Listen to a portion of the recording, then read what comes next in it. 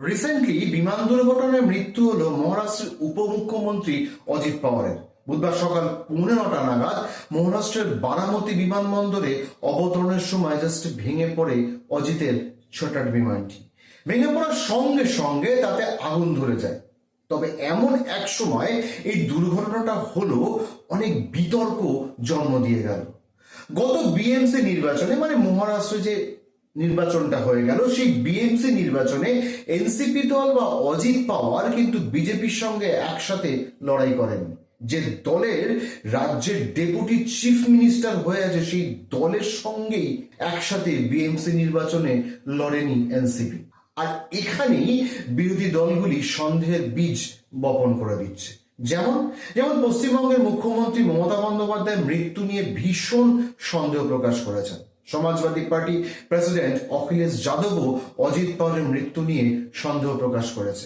দলীয় প্রার্থীদের হয়ে প্রচারের জন্য বারামতি যাচ্ছিলেন মহারাষ্ট্রের মহাজোটী সরকারের উপমুখ্যমন্ত্রী। বিমানটি বিমানবন্দরের মাটি ছোঁয়ার আগেই আছড়ে ভেঙে পড়ে যায়। দুর্ঘটনাস্থল থেকে বিমানের ধ্বংসাবশেষের ধোঁয়া বাড়তে দেখা যায়।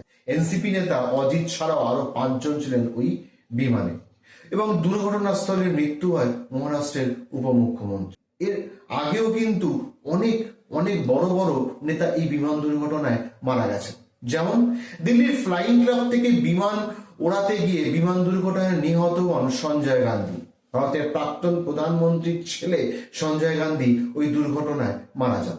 2025 সালের 12 জুন গুজরাটে আহমেদাবাদের সর্দার বল্লভভাই প্যাটেল বিমানবন্দর থেকে যাত্রা শুরুর ঠিক 5 মিনিট পরেই ভেঙে পড়ে লন্ডনগামী বিমান। সেই বিমানে সবার সঙ্গে মারা যান গুজরাটের প্রাক্তন মুখ্যমন্ত্রী বিজয় রূপানী। 2001 সালে 30 সেপ্টেম্বর উত্তরপ্রদেশের বিমান দুর্ঘটনায় মারা যান কেন্দ্রীয় মন্ত্রী ও তৎকালীন কংগ্রেস সাংসদ মাধবরাও সিন্ধিয়া। উত্তরপ্রদেশের মুক্তা গ্রামে বিমান দুর্ঘটনায় মারা যান।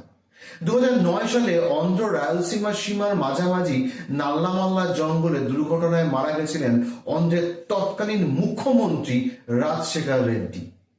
ফলে বুঝতেই পারছেন সংখ্যাটা কিছু কম নয় এবং বিমান দুর্ঘটনায় রাজনৈতিক ব্যক্তির মৃত্যুর সংখ্যাও কিছু কম নয়, আর তাদের মৃত্যুটাও কিছু নতুন নয়।